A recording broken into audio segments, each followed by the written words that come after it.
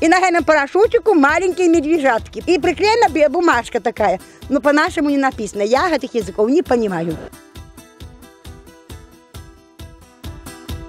Ведь этот самолет был вовремя обнаружен. Но почему начальники не пресекли этот полет? Кого жалели? This only shows the total incompetence of the Belarusian air defense.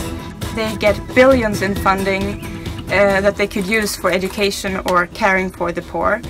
And the only thing they succeed in is shooting down an unarmed balloon slowly drifting in over the border without engines.